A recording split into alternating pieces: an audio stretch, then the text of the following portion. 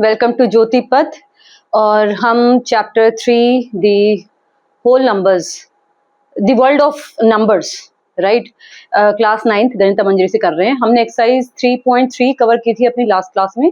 आज हम देखेंगे how to represent rational numbers और नंबर लाइन। ओके, सिर्फ इतना ही, जितने भी क्वेश्चंस हैं उसमें प्रैक्टिस करने के हर टाइप के, वो भी हम यहाँ पे करेंगे। ऑलराइट, सो सबसे पहले general method. So first of all आपको पता है कि नंबर लाइन पे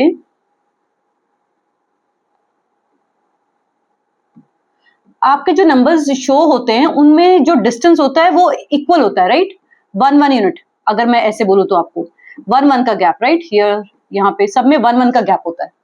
तो रैशनल नंबर्स मतलब कि हमने डेफिनेशन देखी थी, P बाई Q के फॉर्म में कोई भी नंबर होगा और Q क्या होना चाहिए, नॉट इक्वल टू 0, क्योंकि अगर Q 0 हो गया तो आपका वो नंबर बचेगा ही नहीं, नॉट डिफाइंड हो जाएगा। Alright, so Q by Q should not be equal to 0। अब नंबर लाइन पे ना सिर्फ आपके इंटीजर्स में, मतलब सिर्फ ये होल नंबर्स या सिर्फ नेगेटिव वाले ये नहीं होते हैं, आपके उसमें आप फ्रैक्शंस भी शो कर सकते हैं। फॉर एग्जांपल ये आपका 1/1 है, राइट, ये आपका 2/1 है, तो इनके बीच में भी बहुत सारे नंबर्स हैं। ओके, उन नंबर्स को कैसे रिप्रेजेंट करना है, तो हमने रैशनल नंबर की डेफिनेशन देखी थी। रैशनल नंबर्स होते हैं आपके सारे fractions, negative numbers, positive numbers, means अगर दूसरे उसमें बोलेंगे तो natural numbers, whole numbers and negative integers और फ्रैक्शंस, ये सब मिला के आपका रैशनल नंबर Q का नोटेशन होता है, इससे रिप्रेजेंट करते हैं। ओके, सो सपोज पहले जनरल स्टेप देख लेते हैं कि आपको P बाई Q आपके पास रैशनल नंबर है या फ्रैक्शन है, इसको शो करना है इसके ऊपर। ठीक है, तो आप क्या करिए, आप कोई भी एक यूनिट ले लीजिए। एक यूनिट मीन्स आप ले लीजिए 1 ले लीजिए, मान लीजिए, और 2 ले लीजिए। ठीक है, या फिर आप इसको 0 ले लीजिए या फिर 1 ले लीजिए, बट 1 यूनिट मीन्स 1 का गैप। ठीक है, हमको पता है ये जो क्या रिप्रेजेंट करता है, ये आपका होल होता है और ये आपका नंबर ऑफ पार्ट्स होता है। तो आपको जो भी नंबर नीचे होगा Q, तो यहाँ पे Q है, तो आपको इसको Q इक्वल पार्ट्स में बांटना है। ओके, तो Q इक्वल पार्ट्स में आप इसको बांट देंगे। फिर जो भी आपका P ऊपर वाला नंबर होता है, आपको उतने स्टेप्स जंप लेना है, P स्टेप्स। ठीक है, टोटल Q डिविजन्स हैं, इक्वल डिविजन्स। ठीक है, और जंप कितना लेना है, न्यूमरेटर P, जहां पे भी वो आएगा वो आपका हो जाएगा P बाई Q। सिंपल है, एग्जाम्पल लेते हैं। ठीक है, मैं आपके बुक्स के एग्जाम्पल ही ले रही हूं। तो जैसे उन्होंने दिया है 3/4, इसको शो करना है, तो मैंने आपको क्या बोला कि आप पहले कोई 1 यूनिट के गैप पे ले लीजिए। तो आपने ले लिया 0, 1 ले लिया, तो P बाई Q के फॉर्म में है ये। ओके, देख लेते हैं, P क्या है आपका 3, Q क्या है आपका 4, मीन्स Q इक्वल पार्ट्स में आपको इस एरिया को डिवाइड करना है। सो सपोज 1 2 3 4, ठीक है, 1 2 3 4, 4 इक्वल पार्ट्स हो गए। क्यों, क्योंकि Q है डिनोमिनेटर, राइट। P, आपको P जितना भी नंबर होगा उतने जंप्स लेने हैं, राइट, यहां से। सो 1 2 3, तो ये जो आपका पॉइंट है ये आपका हो गया 3/4। इजी, ठीक है। ये हमने देखा है एक आपका नॉर्मल फ्रैक्शन है जिसमें आपका न्यूमरेटर डिनोमिनेटर से छोटा है, तो ये आप कर सकते हैं। ठीक है, उसके बाद में उसमें अगला एग्जाम्पल है कि अब हमको पता है कि आप फ्रैक्शंस को मिक्स फ्रैक्शंस में भी चेंज करते हैं। वो अब हम कब करते हैं, जब न्यूमरेटर आपका बड़ा होता है। सो फॉर एग्जाम्पल, ये फर्स्ट एग्जाम्पल हमारा दिया है हमने, अब सेकंड करते हैं।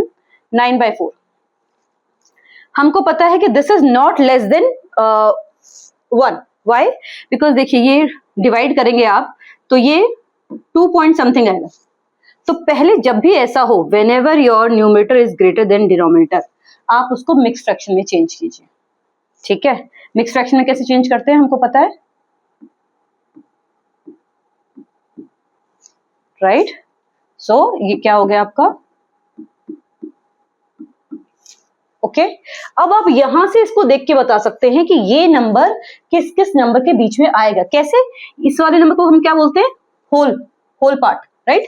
ये वाला होल पार्ट है इस पूरे का, और ये आपका फ्रैक्शन वाला पोर्शन है। ठीक है, सो ये होल वाला है, तो देखिए 2 प्लस समथिंग है, तो मीन्स ये जो नंबर है ये आपका 2 और 3 के बीच में आएगा। और पॉजिटिव है सब कुछ, इसलिए हम पॉजिटिव साइड में. So let's make this. So it is 2 1/4, 2 1/4. So now we know कि which number we have to take. We have to take 2 and we have to take 3. अब इसके बारे में चिंता मत कीजिए, अब आप सिर्फ इसको देखिए 1/4. अब 1/4 में आपका ये है P और ये है आपका Q. ओके, तो आप कितने इक्वल पार्ट्स में डिवाइड करेंगे उसको? 4 इक्वल पार्ट्स में. So again 1 2 3 4. ठीक है, और आप कितना जंप लेंगे? 1. ठीक है, सो ये यहाँ पे. सो ये जो आपका नंबर आ गया, अगर सिंगल देखेंगे तो 1/4 है, पर ये 2 के बाद में 1/4 है. So this is your 2 1/4. ठीक है, तो ये हमने मिक्स वाला एक एग्जांपल देख लिया. अब हम थर्ड वाला एग्जांपल देखते हैं, जो आई गेस आपके ट्राइट आउट में जो बॉक्स होता है उसमें दिया हुआ है 8/5. सो आप अगर 8/5 को देखेंगे तो ये फिर से कैसा नंबर है? मिक्स फ्रैक्शन में चेंज करना पड़ेगा हमको. So let's change this into a mix fraction.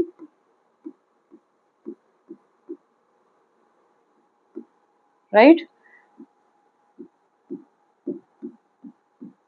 तो अब ये किस किस के बीच में आएगा? आपका 1 और नेक्स्ट नंबर 2 के बीच में. राइट, तो मैं अब फिर से नंबर लाइन ले लेती हूं और 1 and 2. अब फ्रैक्शन देखना है सिर्फ. सो ये आपका P है और ये आपका Q है. So how many equal parts? 5 equal parts. So 1 2 3 4 5 equal parts. How many jumps? 3 jumps. So this number is your, alright. एक नेगेटिव का भी उसमें दिया हुआ है, वो है -7/4. ये भी कर लेते हैं. अगेन मिक्स फ्रैक्शन में करना पड़ेगा क्योंकि न्यूमरेटर आपका डिनोमिनेटर से बड़ा है. तो आप पहले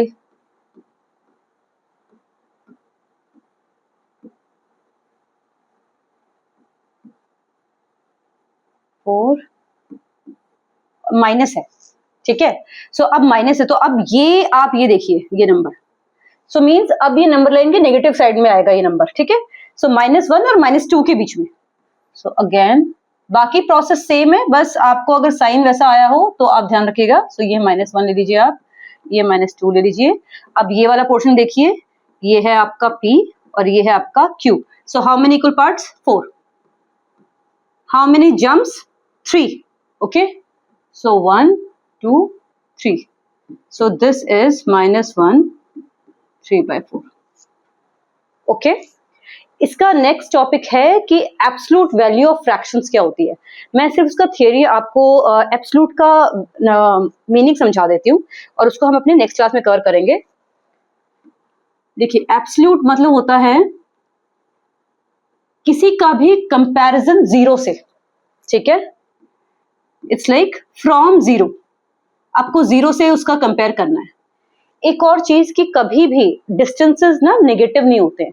सपोज मैं आपको कहूं कि चंडीगढ़ का डिस्टेंस दिल्ली से कितना होगा, तो आप हमेशा पॉजिटिव में ही बोलेंगे. राइट, किसी भी जगह का डिस्टेंस कभी नेगेटिव में नहीं हो सकता. सो उसी तरह से जो एब्सोल्यूट वैल्यूज होती है ना, वो कभी भी नेगेटिव नहीं होती, जीरो हो सकती हैं. ओके, अगर मैं बोलूं आपको कि दिल्ली से दिल्ली का डिस्टेंस कितना होगा, तो वो जीरो हो सकता है. राइट, पर वो नेगेटिव नहीं हो सकता है. अब ये नहीं बोल सकते कि -1 किलोमीटर -10 किलोमीटर. सो पहली बात तो जो भी आपकी एब्सोल्यूट वैल्यूज का नोटेशन कैसे होता है, मान लीजिए कोई आपका नंबर है x, तो एब्सोल्यूट वैल्यू को नोटेशन आप ऐसे लिखते हैं. ये जो 2 लाइन है, ऐसे 2 लाइन पैरेलल से बनानी है, उसके बीच में नंबर लिखना है. सो ये आपका नोटेशन है, ऐसे दिखाते हैं आप एब्सोल्यूट वैल्यू को. ठीक है, दूसरा मैंने आपको कंसेप्ट बोला कि distances can never be zero.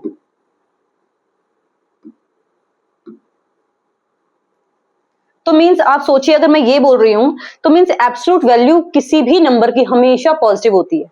Okay, तो मतलब मैं x की अगर मैं ये बोलूं वैल्यू, एब्सोल्यूट वैल्यू, ये हमेशा ग्रेटर देन और इक्वल टू 0 होगी.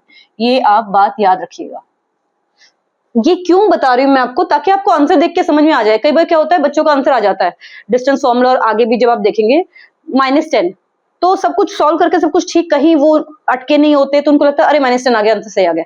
पर आप ये सोचिए कि वो आपको डिस्टेंस फॉर्मूला यूज कर रहे हो आप, तो डिस्टेंस नेगेटिव में कैसे आ सकता है? मींस कहीं ना कहीं आपके साइन में, कैलकुलेशन में प्रॉब्लम हुई है.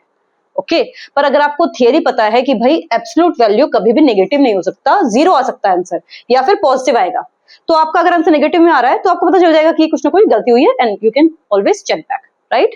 सो इसके आगे एब्सोल्यूट वैल्यूज कैसे देखनी है, कैसे करनी है, वो हम हमारी नेक्स्ट क्लास में कवर करेंगे। तब तक नमस्ते, जय हिंद।